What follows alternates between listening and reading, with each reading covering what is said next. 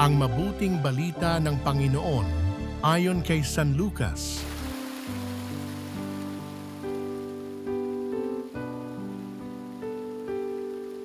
Noong panahong iyon, pinalayas ni Jesus ang isang demonyong sanhi ng pagkapipi ng isang lalaki at ito'y nakapagsalita na mula noon.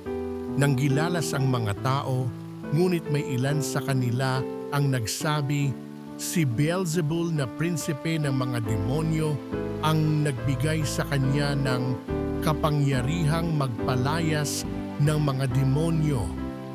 May iba namang nais siyang subukin, kaya't nagsabi, magpakita ka ng kababalaghang magpapakilala na ang Diyos ang sumasa iyo. Ngunit batid ni Jesus ang kanilang iniisip, kaya't sinabi sa kanila, babagsak ang bawat kahariang nahahati sa magkakalabang pangkat at mawawasak ang mga bahay roon. Kung maghimagsik si Satanas laban sa kanyang sarili, paano mananatili ang kanyang kaharian?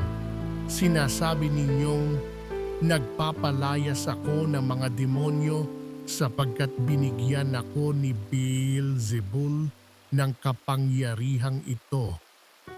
Kung ako'y nagpapalayas ng mga demonyo sa pamamagitan ni Beelzebul, sino naman ang nagbigay ng kapangyarihan sa inyong mga tagasunod na makagawa ng gayon?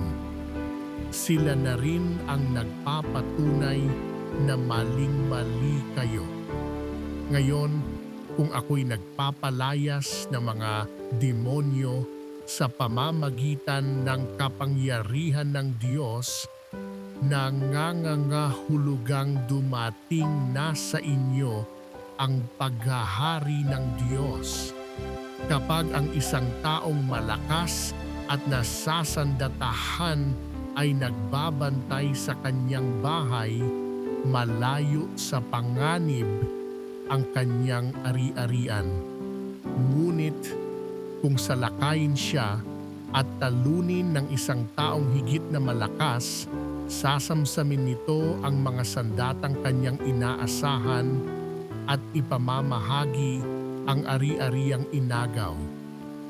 Ang hindi panig sa akin ay laban sa akin, at nagkakalat ang hindi tumutulong sa aking mag-ipon.